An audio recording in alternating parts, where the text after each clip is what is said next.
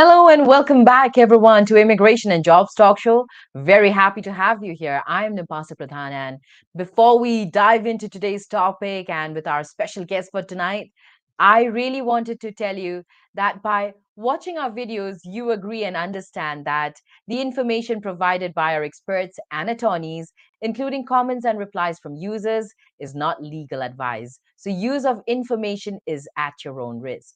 So, wherever you're joining us from, a very good morning, good afternoon, and good day. Let's start off, and thank you so much for joining us. We are streaming live on YouTube, LinkedIn, Facebook, and even Twitter. So, if you have any questions to the attorney directly, we can take up in our show today. I'm going to be with you for the next hour, and we are going to be joined by a very special guest, a very familiar face who makes sure to join us almost every week. So, please help me welcome back none other than attorney Prashanthi Reddy once again, who is an expert in immigration law and has been practicing for over 2 decades now. So, welcome back, Prashanthi. Thank you so much for joining us. And how are you doing today?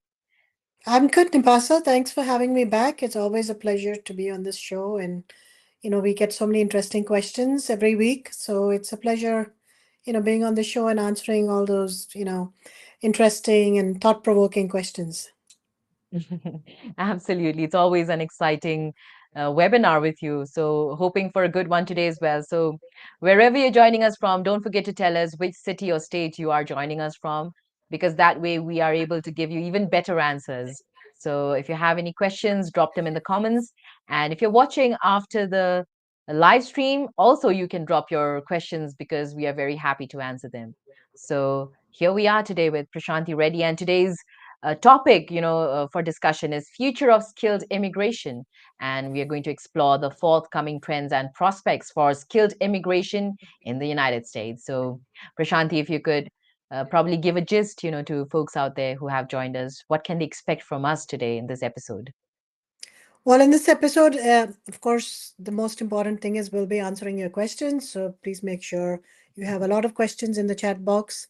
We'll also, answer some frequently asked questions on the topic skilled immigration, and just to talk about what's happening with mostly Indian nationals, more so because they have more of a problem than skilled immigrants from other nationalities, simply because of the backlog, the green card backlog, the whole issue with the limited H-1B numbers, which every national has. Um, so we're going to talk about that a little bit, and we're going to be answering some interesting questions which Nipasa will ask. Absolutely, absolutely. And talking about backlogs, I mean, even Amazon, I mean, these huge, huge names already with the backlogs and pauses, they are not giving green cards. What do you even have to say about that, Prashanthi? Well, the job situation, especially in the IT sector, has been fluid in the last year as well as beginning of this year. We have to wait and see what it looks like the rest of the year. The thing with the IT industry is, and as a lot of skilled immigrants are from the IT industry, and that's why we're talking about the Right. IT industry.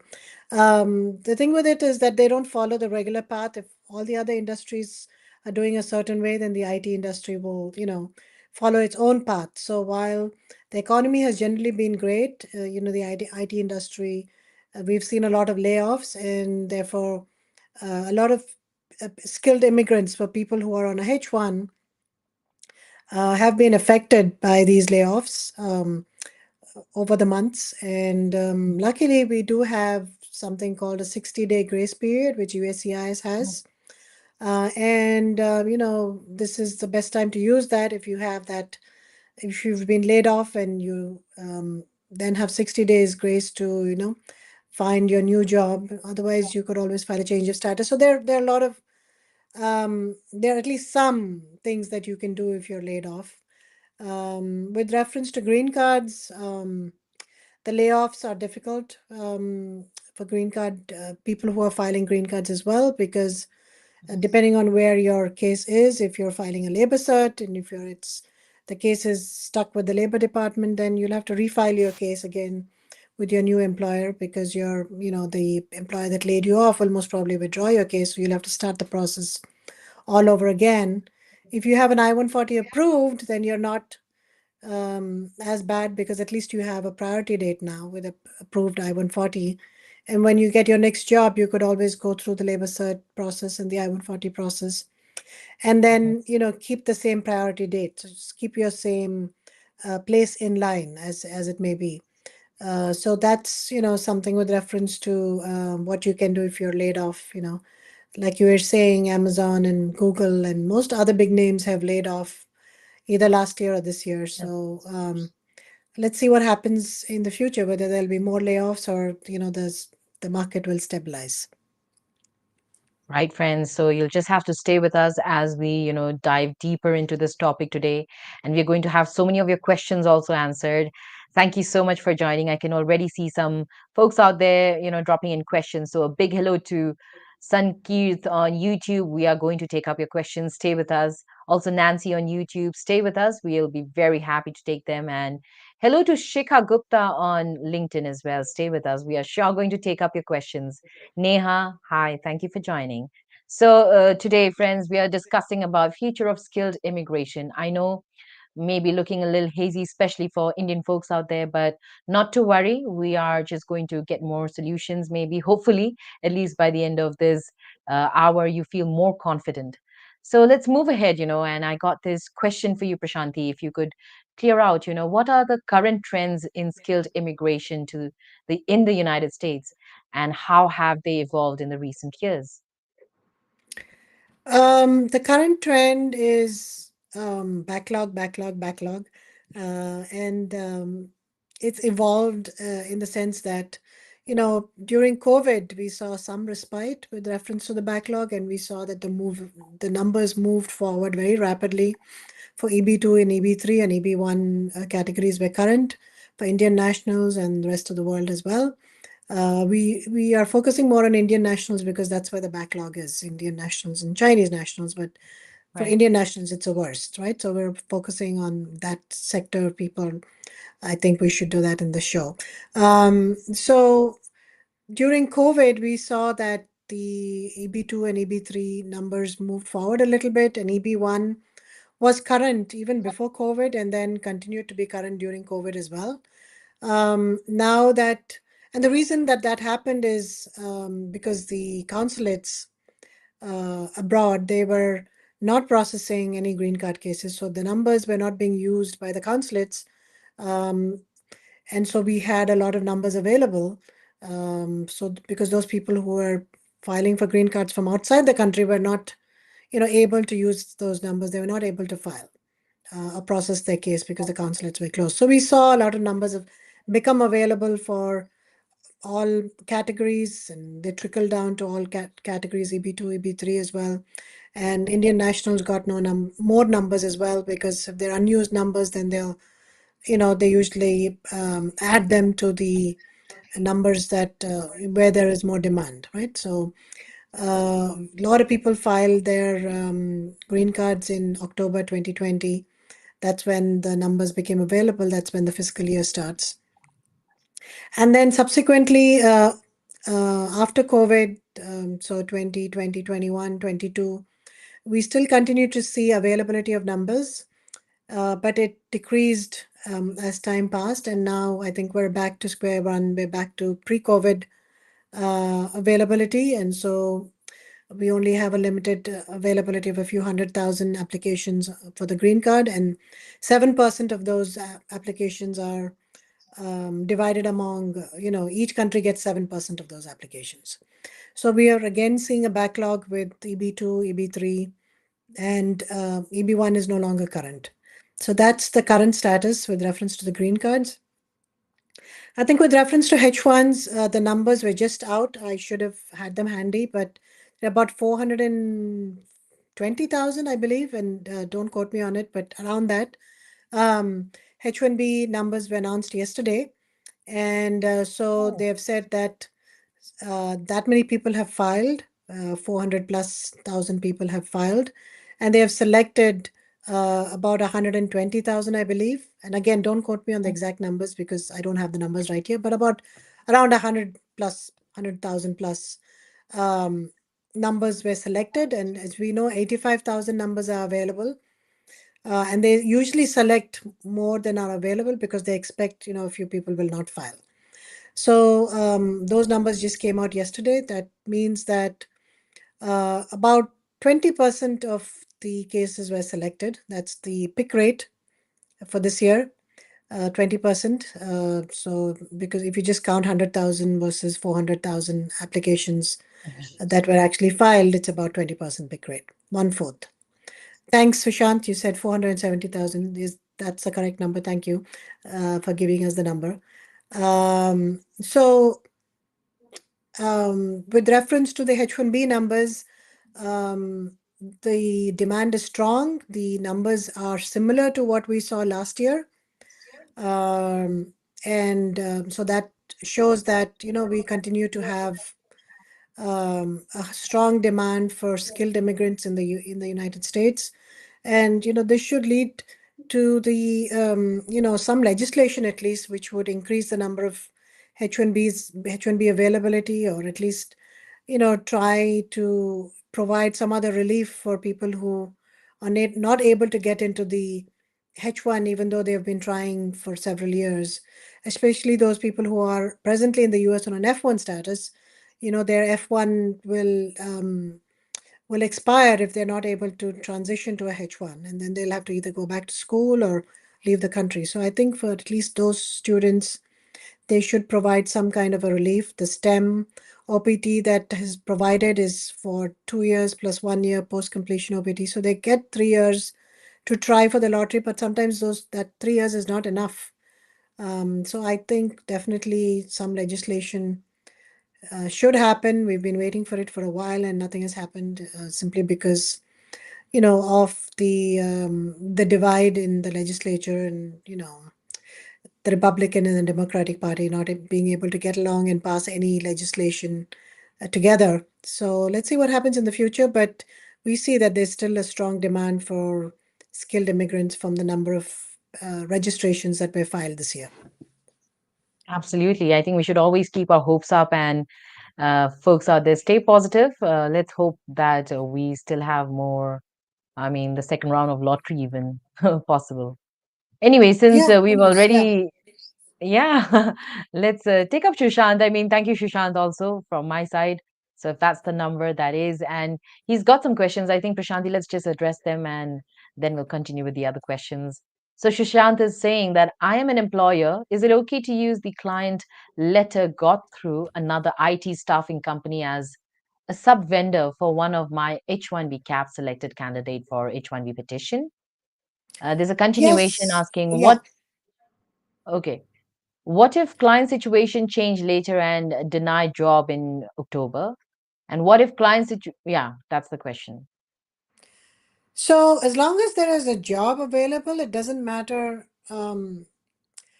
who's giving you the letter. First of all, Sushant, you don't need a client letter. All you need is a PO, maybe, and an MSA. What is important is that there is a job available, whether it be with another consulting company, then you have to show what that um, other consulting company, are they going to be sending that person to another client? Is this consulting company just a vendor? If that is so, then that's believable and it's fine. If things change, as you were mentioning, that they might change in October, we never know, right? Because projects are available, and then 6 months later they may not be available because that's the amount of time it takes for the person to actually get on a H1. So as long as it was a bona fide job that was available at the time that you were filing, if it becomes unavailable later after approval, as long as you continue to employ them, and if there is a change in work location, you file an amendment, it should be fine. But if there is a question from USCIS as to, I mean, there could be an FDNS visit, right? After H1B gets approved, we've seen that there are FDNS visits. So if there is an FDNS visit, then you have to explain to the officer that there was a bona fide job, and you have to show them proof that there was a bona fide job. And as long as they're convinced of that and they don't think that you're filing a frivolous application, there should not be an issue with changing the job after approval. Okay, thank you so much, Prashanthi, for taking that up. And Shushant, thank you so much for your question as well. Stay with us. If you have any further questions, we are here to answer your questions. And this goes to all folks out there, wherever you have joined us from. Also, tell us where you are shooting your questions from so that, we have more precise answers for you. So let's move on, Prashanthi. I have another question for you. And that is, with the new administration in place, what changes or reforms can we expect in the skilled immigration policies?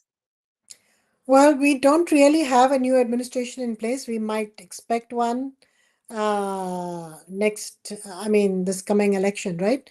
We don't know who will win, Yes. but if there is a new administration in place, and if it is a Republican administration, then we can expect that they will crack down on immigration, both unlawful immigration as well as lawful immigration. So they will crack down on asylum, which is actually a lawful way for a person to come in. They'll, of course, crack down on the border and make sure that the border, they're not allowing as many people in, which I think the present government is also doing because no one can have open borders. It doesn't work. But they'll also crack down on legal immigration. So you might find that H-1Bs will become harder to be approved. The laws won't change because it's difficult to change an actual law because they need majority vote.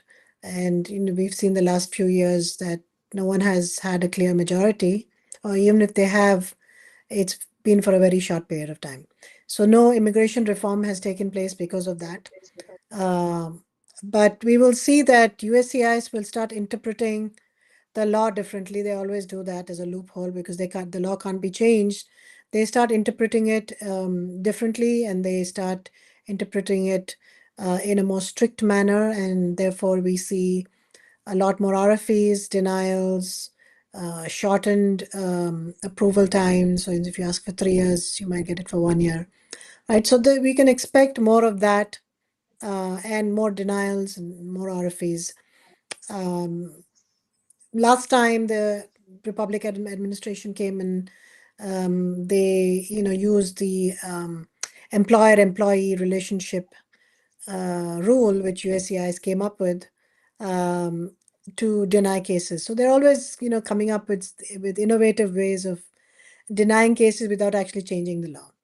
But now I think people are have realized that they can go to court, and then there is another body that is above the USCIS, and so that has really helped the immigrant community and businesses. The judiciary has helped clarify the law, strike down rules that USCIS makes up if they are against the law. So all is not lost, even if a more strict interpretation is given of the law. We can always go to court. But that's what we can expect if there is a new administration, a stricter interpretation of the law and more denials. Okay. Thank you so much for clearing that out for us, Prashanthi. And since we're already talking about it, about the legislative proposals, and if you can tell us how these recent executive orders and legislative proposals also affect the skilled immigration, particularly in terms of visa categories and even eligibility criteria. So, as of now, there is really nothing that has been, um, no law that has been passed. So there's no new law to talk about. There are a lot of pending legislatures. We have the Eagle Act. We have a lot going on there. Every year they have, proposed, right, legislations which ask for the increase of the green card numbers, ask for increase in H-1B cap numbers, but it doesn't actually happen. So this year is the same. Um, the only new legislation that we saw was with executive order, not even a legislation. So it's an executive order that's signed by the president, was with reference to AI. And Right. they have asked USCIS to look into what possible ways they are to bring people who have AI expertise into the US and to make it Yeah. easier to bring for people to come in through either the existing routes or creating new routes. We have not heard yet as to, Yeah. nothing has come out on it. USCIS has not come up with any document um, to that effect. So we're waiting to see what happens moving For forward. the approval, you're right. And then I think it was something about like it doesn't matter if you don't have a degree if you have the skills for AI and stuff. Is it that what you're talking about? Yeah, so that was the executive order, and there were several things in it. And basically, the White House was asking USCIS to come up with ways of doing it and present a document to the president so that this can Hmm. happen. But it hasn't happened yet, so we're waiting to see where we are with that. There's also some proposed Right. regulation um, that hasn't come out as yet. I mean, it's still a proposed regulation. So if it is actually finalized as a law, then um, we know that there will be several changes to the H-1B program as well. Right. And we're looking forward so that I hope folks out there can have more opportunities. That's what we all hope for. So let's hope for the best, Prashanti. Yes, All right, let's absolutely. take up few viewer questions. Okay. Let's go to Shikha Gupta on LinkedIn asking, "Hello, Prashanti. Good morning. I am a software developer. As per the current market scenario, most of the companies are not sponsoring the candidates. Is it better to move to H4 EAD or stay in H1B visa? And is there any foreseen risk to move to H4 EAD? Sorry, it's not showing complete from H1B. So benefits of H1B over H4 EAD. That's what she wants to know." Before that, let me just, I have pulled up the numbers here because I was just curious myself with reference Cool. to, and this is like an update that's important, I think, that we should give everyone. Right. So basically, there have been 114,000 selections, 114,017 um, lottery selections. Um, and so the 114,000 beneficiaries have been selected, I must say, but that's resulted in a selection of 120,603 registrations because remember, some beneficiaries also file duplicate registrations. So if they file two or three, then that's each one is counted as one. So if you count it that way, then it's 120,603 numbers that were selected. If you count just the single ones, uh, just the number of beneficiaries, it's 114,000. And the number of registrations um, is, the unique one. So the single one is about 442,000 compared to 446,000 last year. So that's the number of single registrations this year. And that's the number to keep in mind. As Satish said, 470,000 is the number of total registrations, but if you remove the duplicates, it's 442,000. So very, very close to 446,000, which were the single registrations last year. Hmm. So we can see that there is still quite a lot of demand for H-1Bs. If you look at it, the number of registrations the year before, 2023, it was 309,000. So before that, it was 350,000, 309,000, 211,000, 241,000. So you see, it's increasing over the years. And I thought it would be a little less this year because of no duplicates, but it's pretty much the same as last year. It's almost the same as last year. So something to keep in mind with reference to the numbers. Let's go back to that question. Cool. So the question is, basically, she wants to know what are the benefits of H1B over H4 EAD so that she knows what to do because yeah, she's Right. currently in Okay. H1B, but she's asking if it's better to move for an H4 EAD. Right. Um, Sorry. Just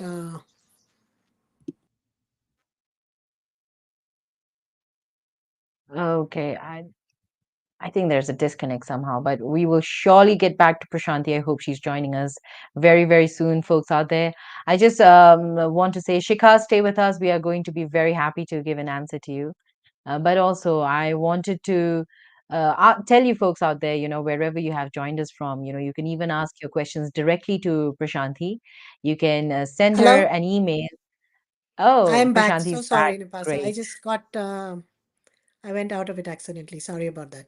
So, No problem. can you hear me? Yes, clearly. Okay, So, okay, do you great. want to take up Shikha's? Yeah, Yeah, cool. absolutely, absolutely. So, is it better to move to H4 EAD or stay on H1? She's a software developer. As per the current market scenario, most of the companies are not sponsoring candidates. That's correct. Not difficult to get a H1. Is it better to move to H4 EAD or stay on H1? Is there any foreseen risk to move to H4 EAD from H1? Benefits of H1 over H4 EAD. So Mhm, both have their own advantages and disadvantages. The advantage, I mean, the advantage of the H1 is it's easy to file for a transfer or an extension. The time period is short to get a H1. You can file premium processing, so you could possibly transfer and you can work while the petition is still pending. So it's easier for you to um, move from one employer to another or to extend. I think I should say more extend your H1 rather than extending your H4 EAD because a H4 EAD takes longer to extend. The processing time is 12 months, 8 to 12 months, while a processing time for a H1 extension, if you do premium processing, is 30 days. So that's the biggest advantage of the H1 over the H4 EAD. But of course, if you extend your H4 and H4 EAD along with your spouse's H1, then you're looking at the same processing time. So then there is no real advantage of being on a H1. The only advantage is the processing time. The advantage of the H4 is there's no prevailing wage, so you don't have to worry about paying, the prevailing wage determined by the Department of Labor. Um, there are no rules and regulations pertaining to H4 EAD. You just have to have an EAD approval. But for a H1, there are many loops that you have to go through. The employer has to go through. They have to uh, file an LCA. They have to make sure they're paying the wage as per the LCA. If they have to stay at the work location, if they're not at that same work location as per the LCA, approved LCA, then they have to file an amendment. There are constant FDNS visits and audits to ensure that you're following the law. So there are all these things that can be avoided if you're on a H4 EAD. So I would say, except for the processing time issue, a H4 EAD is and also it allows you to H4 EAD allows you to work for any employer at a drop of a hat. You can leave one employer and join another employer. You don't need to notify USCIS. You don't need to file a transfer like you have to on a H1. So H1, obviously right. that gives you much more flexibility on a H4 EAD. So I would say H4 EAD is better except for the Mhm. processing time issue. Cool. And a H4 So, EAD unfortunately is given only for 1 year at a time. So you have to oh, the EAD is given for a year, the H4 is given for 3 years. So, you'd have to keep renewing it. So, that's the only thing. Um, if you have the EAD for 3 years, then you don't have to worry so much about the renewal part. But if it's given only for mhm, a year, then you have to you constantly have to worry keep about renewing. when to, file for the extension. So that's the only advantage for the H4 EAD. Interesting. So, I hope Shikha, right?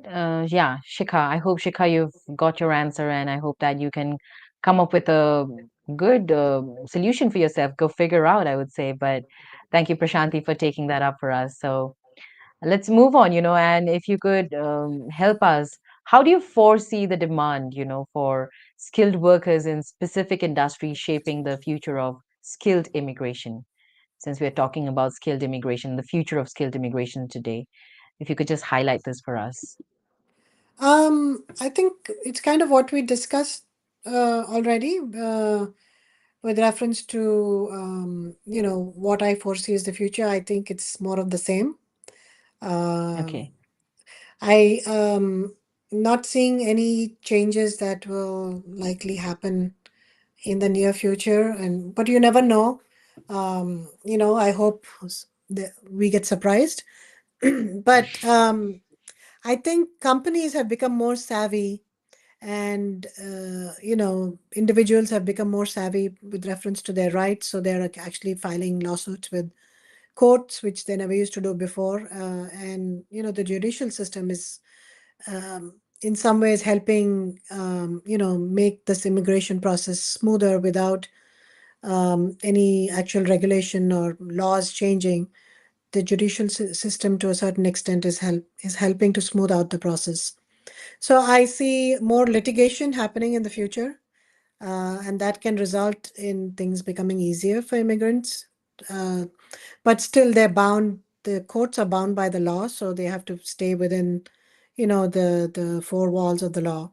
So they can only interpret what the law is, and admonish USCIS if they go outside the boundaries of the law, but they can't rewrite the law. But within the power that they have, at least we can expect some fair interpretation of the law and some fair decisions, by courts, and that can ease the pain of a lot of immigrants and employers as well. Right, Prashanthi, right. So, well, talking about surprises, just out of the box, out of the topic question, do you like surprises or you don't like surprises, Prashanthi? I don't like surprises. I like the anticipation. So I like to know Okay. that I'm going on a vacation, right? To Mm-hmm. Bermuda or somewhere, rather than finding out the next day that I'm going. Then you miss the whole anticipation of it.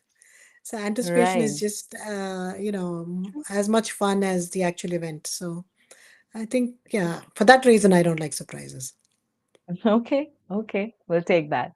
Anyway, before we go for a break, I wanted to ask you, based on your previous comment about AI, what do you think about the incorporation of AI into legislative directives? Any comments? Um, AI can be useful and dangerous as well. So as long as I it's know, right? used properly, I think it's fine. Um, I'm not quite sure how AI would be used in laws. I mean, I think, but what I do know is that the laws haven't caught up to the use of AI, right? So we don't have enough laws that can control, curb, and kind of make sure AI is following the right path, guide, the AI process. I Hmm. was just talking to somebody, an IT company, and they said that, they have the ability of creating my image as if I'm speaking, and you Yeah. can't tell the difference whether it's me or just AI speaking, right? So that's a little scary because then they can put Scary. out a video of Yeah. Prashanthi Reddy saying something on camera, and it may not actually be me saying it. So that's a scary Right. thing. I mean, I'm inconsequential, but if they do that with President Biden or Modi or some of the world leaders, then that can have consequences, right? So, AI should be used, but there should be many, many laws which that right now there are very few laws that are kind of driving it. AI, because technology is way ahead of um, you know the process of making laws. I think we need to rein it back a little bit and sit tight so that the laws can catch up and we have a proper system, and structure whereby AI can be used. True, true. I think we're still not so ready for, I mean, this is very overwhelming what has happened recently with AI. So I think we definitely need more laws, but we're still not so ready with all these. I think it's just overwhelming because it's made so many tasks so easy. Right. And for some of And us, we've become so overly dependent as well already. correct. And in every department, including in the legislative body, everywhere AI can be used, but we have to use it with caution because it's not yet where it should be. So, I mean, if you type in your immigration question on AI, they might get it right. You might get the right answer, but you should always get it verified by an attorney, or if you're typing in a medical question, get it. Don't just think that AI will tell you is the truth and the only truth. It's the way it's you interpret it sometimes that will change things. And so if you're typing in a medical question and you say, okay, I have a cold, what medication should I take? And AI will pop something out. Don't go and take that medication. uh, it's good for general knowledge to find out about things, but always go to a doctor. Same way with an attorney, right?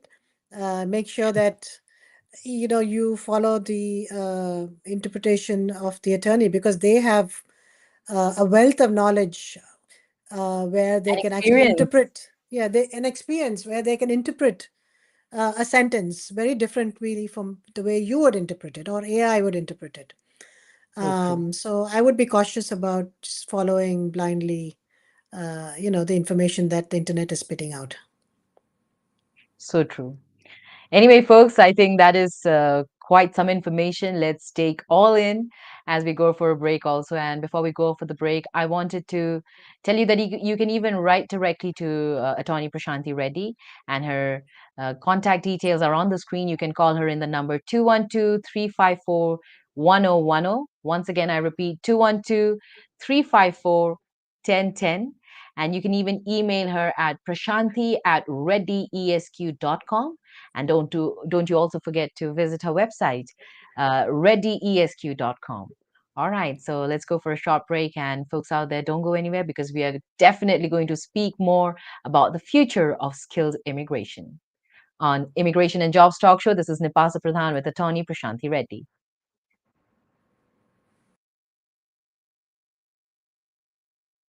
Consultant seeking a new opportunity? We offer job placement services for US citizens, green cards, EADs, and visa holders. We also sponsor various work visas like H1B, E3, TN, and green cards. 20 plus years of experience in the industry. Exceptional employee benefits. Highly rated by our employees. Global presence with 200 plus recruiters and direct clients.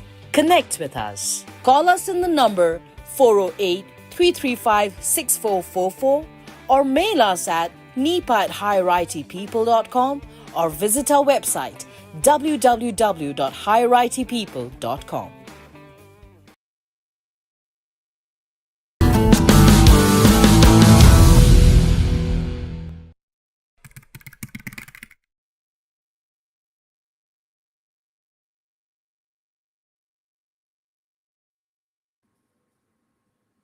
Hello and welcome back, everyone, to Immigration and Jobs Talk Show. This is Nipasa Pradhan, and another episode today with none other than immigration attorney Prashanthi Reddy. And I hope that you have been enjoying this conversation we've been having before the break and also the break. Today, friends, we are discussing about the future of skilled immigration and even exploring the forthcoming trends and prospects for skilled immigration in the United States. So, hopefully, so far, so good, this whole discussion. And thank you, folks, for your questions also, wherever you've joined us from.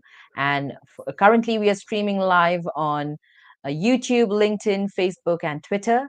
And happy to have your questions, and we're answering them. So, a big hello to Moy, MC Mike, and Gauravi, and also Mohan, Pavan, and everyone else. Romy, thank you so much. We will take up your questions. Just stay with us. And Prashanthi, thank you so much. I hope you're enjoying the session today with us. I am. Let's move on. Let's take up another question, and that is, what role do education and qualifications play in determining the eligibility for skilled immigration programs? um it's a very broad question, but Yes, it we should break it up a little bit, maybe. um So yeah, that's what skilled immigrants. That's what it means. The whole category. When they say skilled immigrants, they're talking about highly qualified people who right. have a certain amount of education and certain number of years of experience. For the I think we'll green make it card, easy. When we say education, let's take it academia, and when we say qualifications, maybe we can also take the experiences. I think that correct? way Yeah, it'll be easier. right. Yeah. So with reference to filing a green card, for example, the you have three categories: EB1, EB2, and EB3. The EB2 and EB3 category are completely based on the job requirements. That is, what does the job require? If the job requires a bachelor's degree and up to 2 years of experience, then you fall under the EB3 category. If the job requires a master's degree and up to 2 years of experience, or up to 3 years of experience, or a bachelor's degree and up to 5 years of experience, so advanced degree holders, that would come under the EB2 category. And there is a difference in the priority date between the EB2 and EB3, which means that if you qualify for the EB2 category, if your job qualifies, then you will get a green card faster, right? So that makes a huge difference to your education and experience. Also, with reference to the non-immigrant skilled uh, work visa categories. You have the H-1B category, and in a H-1B category, you don't qualify for a H-1B unless your job requires a bachelor's degree in a specific field. So if you're a software engineer, the job should require a bachelor's degree in computer science to qualify. So, Yeah. so as you can see, education plays a huge role in skilled immigration in the US. Also, with reference to other kind of work visas, such as the TN or the E3. The TN is for Canada, E3 is for Australia. For all of those categories, education is important, and it's important to have certain specific education depending on the job. And in the TN category, the USCIS has a list of job titles and the education required for each. So as long as you meet that, you can get a TN. So yeah, it plays an important role with reference to skill immigration. Great, great. Thank you so much for taking that up. I think let's take up a viewer question right now.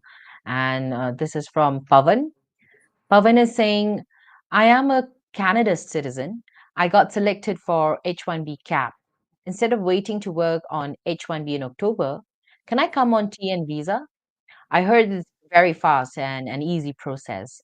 So later in October, change to H1B. That's what he's saying. So is that relevant? I got selected for the H-1B cap instead of waiting to work on H-1 in October. Can I come in on TN? I heard it's very fast and easy. Yeah, so he's asking, he's presently on a H1, or rather got selected for the H1, but obviously he needs to file the H1, get an approval, and he will be only able to come in October because that's when the fiscal year starts. So the H1 will, all the H1s for CAP have a start date of October 1. So I guess Pavan wants to know if he can come in before that on a TN. Absolutely, you can. And yes, the requirements are easier. You can, in a sense that the process is easier, it's shorter because you don't have to file anything with USCIS. You can just go to the port of entry with, the only thing that is required is the LCA. So go to the port of entry, show them that you qualify, prepare a petition, a letter. Your employer has to prepare a letter showing how you qualify, what your job is, and whether you meet the requirements under NAFTA. As I said, they have a list of jobs and the qualifications. So they have to list which Mhm. job the person qualifies for and whether they have that qualification as per the list or not. And then this can be done at the port of entry. You don't have to go to the consulate to do it. You don't have to get a visa. You just can go to a port of entry and get an I-94 directly. You don't have to apply with USCIS. So TN is definitely a good option. And there are, again, less stringent requirements for a TN. Anything is less stringent than a H1. The H1 has the most stringent requirements when compared to any other non-immigrant work visa category, I think. So, yeah, go ahead and try for the TN. All the best, Pavan. I think you should try for the TN then if you want it to be a faster process then. All right, so let's move on. Let's take up this one from YouTube. Anil Kumar asking, with tax discrepancies, issues more prevalent, and some states wouldn't accept tax amendments for past years, would it affect a non-immigrant worker later during their adjustment of status for green card? Wouldn't accept tax amendments for the right. So, USCIS cares about what IRS cares about. So they want to make sure that you're following the law at any given point of time. So they look at what the law is with the IRS. And this has an effect on you, especially when you're filing for the green card, when they ask for the tax returns, and even more so when you're filing for your citizenship. They want to make sure that you've paid all your taxes. So it will affect you. But how far back they go is up to them. Usually they don't go back further than 3 years. They ask for 3 years of tax return, unless something pops up um, on their website, which I don't know if they have a connection to the IRS website, but most likely not. But they'll definitely look at the last 3 years tax returns. So make sure that you're current at least for the last 3 years, and if you're able to correct your taxes for the previous years, I would suggest you do that as well. I know it's possible to do it. This is a tax issue. You should talk to your accountant. But by paying penalties, I know it's possible to go back further than 3 years and correct your tax return as well. Cool, cool. And Prashanthi, actually, this was on your YouTube channel. So thank you to Anil Kumar. He posted on your channel this question.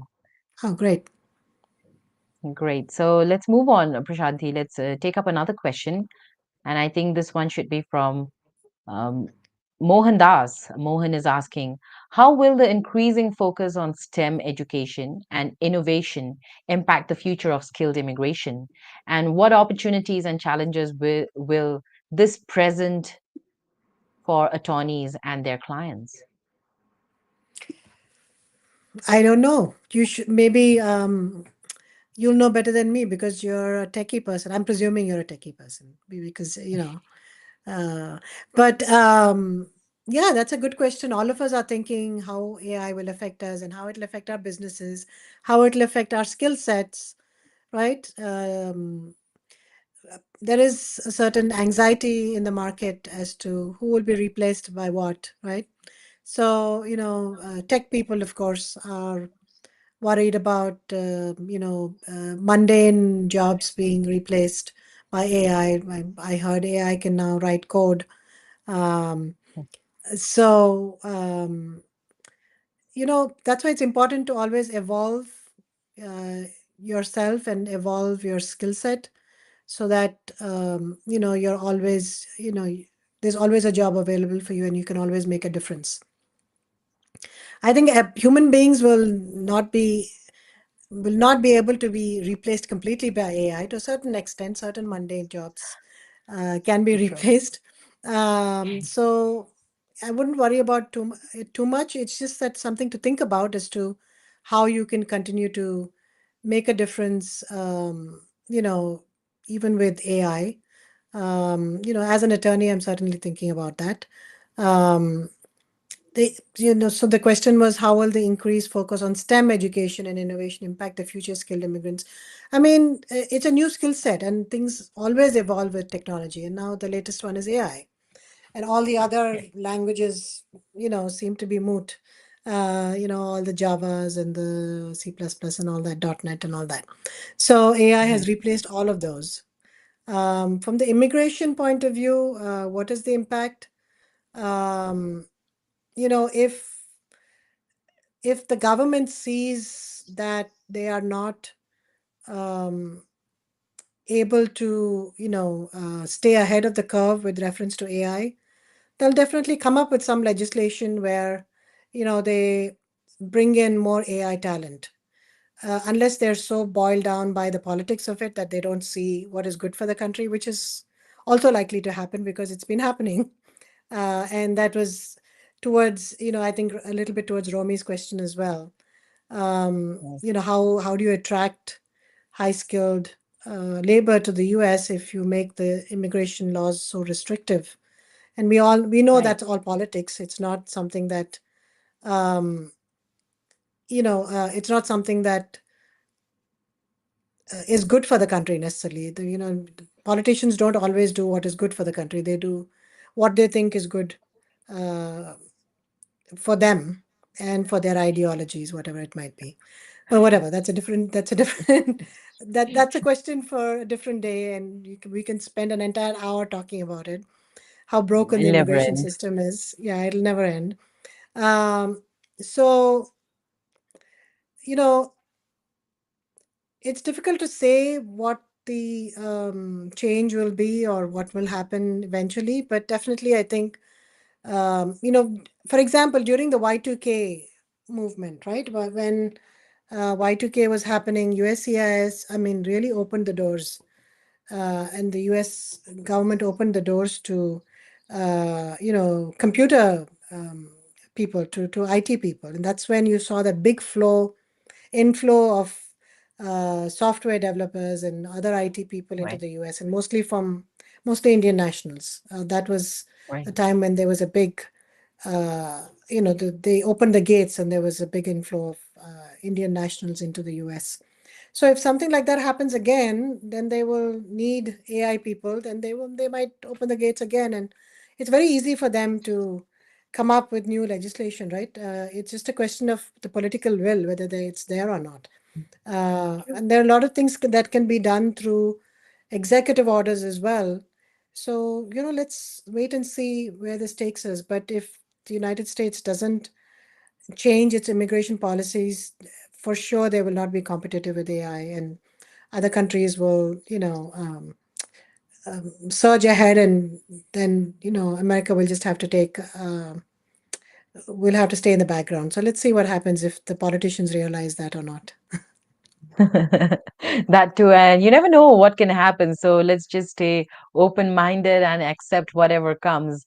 And let's stay, yes, hopeful for magic like Y2K and everything else. I mean, we even had COVID when we thought that, we are going to be stuck up in our homes, but see where we are now, traveling again and hoping to travel to America also to get another job and even a green card there.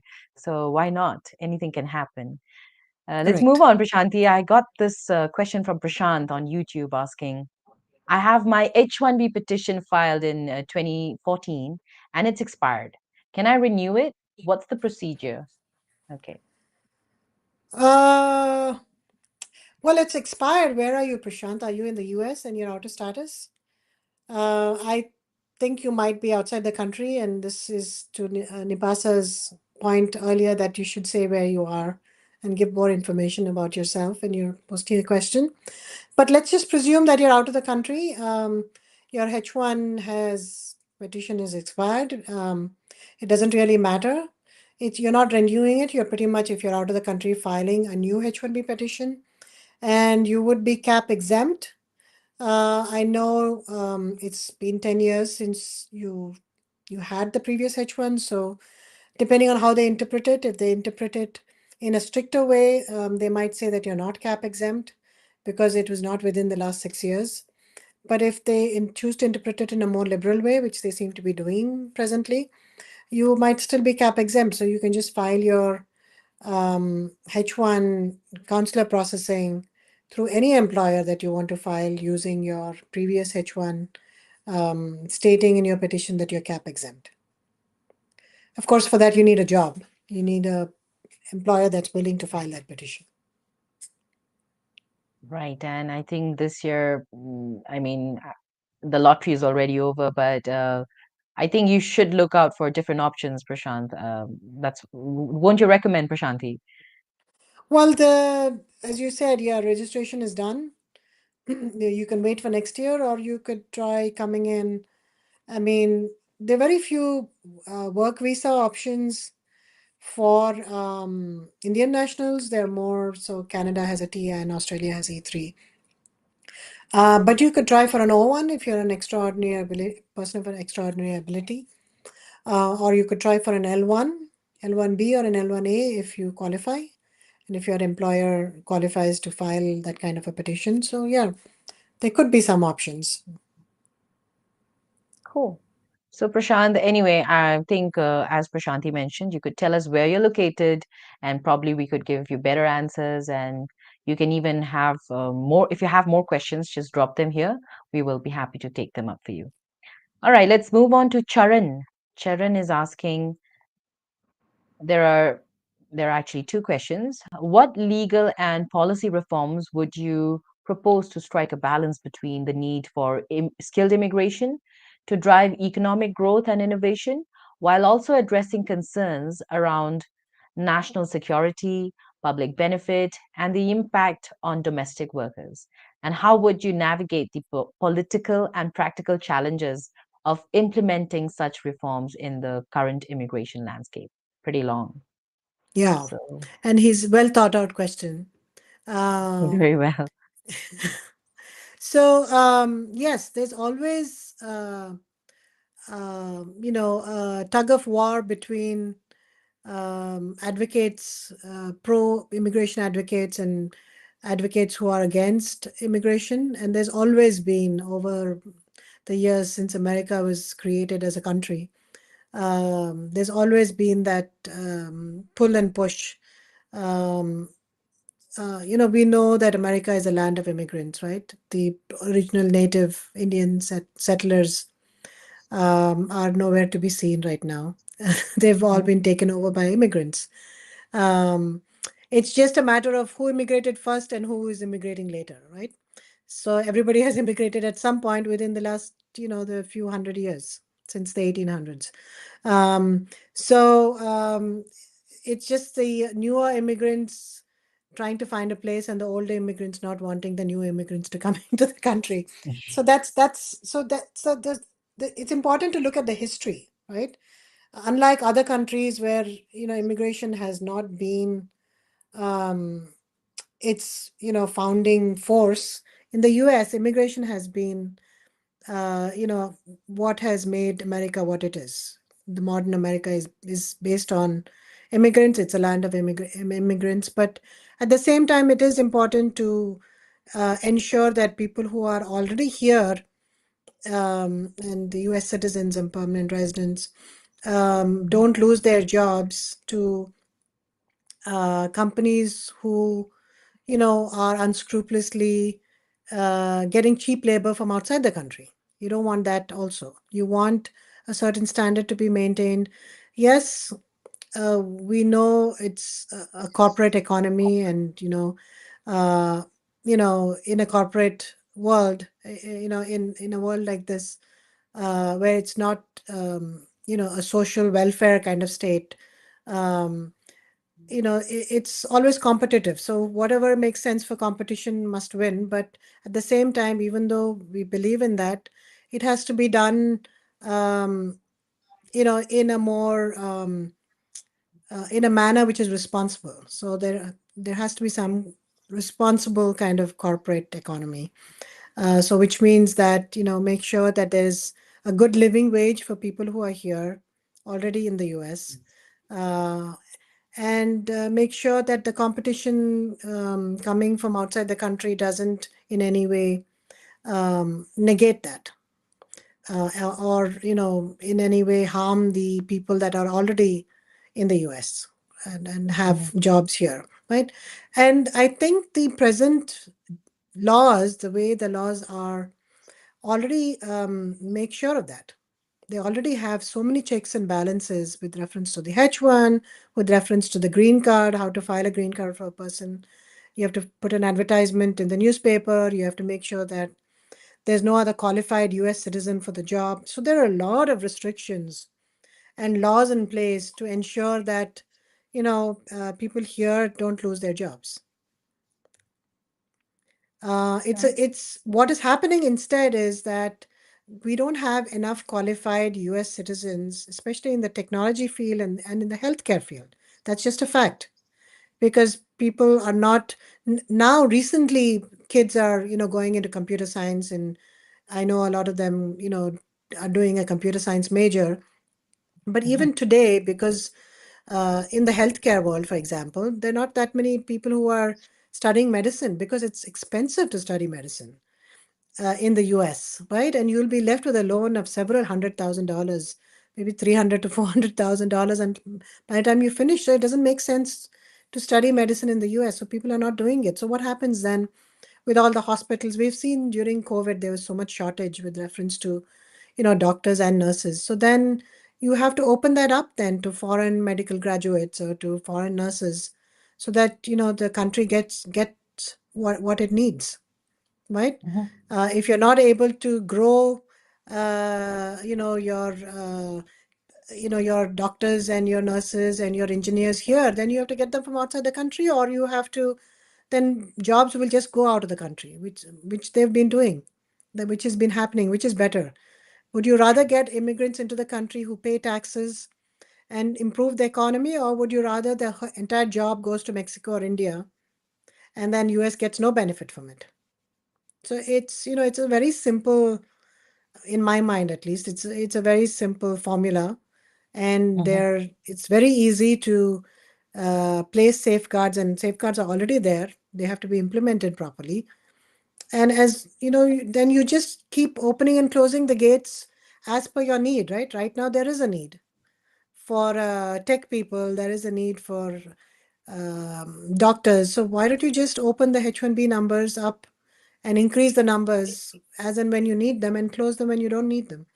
It has to be, there has to be a way of doing this so that it doesn't have to go through, you know, the Congress every time something has to be changed. So, I mean, I think by finding these ways of doing this, I think you can definitely improve the economy, improve jobs, and stay ahead of the curve. Absolutely. And I think a country's economy are also built on taxes. So that is why this is the case. So also, I mean, talking about land of immigrations, land of immigrants, Prashanthi, totally relatable because I mean, watching American soaps, it can only tell us that people from across the globe are out there in America and they're living there and working in different fields of work and are doing great also. So uh, the future of skilled immigration, friends out there, doesn't end anywhere. It still is going on. And I'm sure there's so many questions out there that you have posted. Hopefully, Prashanthi, you can make time. Or maybe we can still continue talking about this topic in the coming episode. Let's discuss on that for sure. But I think it's time, to wrap up our show for today. Already an hour down. And Prashanthi, maybe if you have an end note to wrap up our show for today before we go. I just wanted to appreciate the audience as usual that has joined the show, and you can see that their questions, they were so thoughtful, and they're so aware of what is happening around them. And it's these kind of thoughtful questions and discussion that maybe can bring about change. At least it's the first step to bring about change. Sure. For sure. Yes. Thank you. Thank you so much. And thank you from folks out there as well. I can see Shushan saying thank you, Moin saying insightful. So I'll say a big thank you from Immigration and Jobs Talk Show as well to you, Prashanthi, for joining us in today's episode and making this episode also a very, very enlightening one. Thank you once again for joining us. Thank you. Have a great day. And folks, also, wherever you joined us from, thank you so much for joining in. And don't forget to keep posting your comments if you're watching us after the stream. And you can even get in touch with me. I'm available in the number 408 335 6444. You can even WhatsApp me in the same number. It's displayed on the screen. You can note it down 408 335 6444. And my email address is nipa@higheritpeople.com. And also, friends out there, if you're looking for project placement, green cards, EADs, don't forget to reach out to us. Yes, you can also check out our website, www.higheritpeople.com. And with this, we'll wrap up this webinar. But I'll just tell you that I'm going to join you very, very soon, actually, in just an hour again with another webinar. And stay tuned, okay? Don't go anywhere. Stay with us. This is Nipasa Pradhan signing off for now from Immigration and Jobs Talk Show. Bye-bye.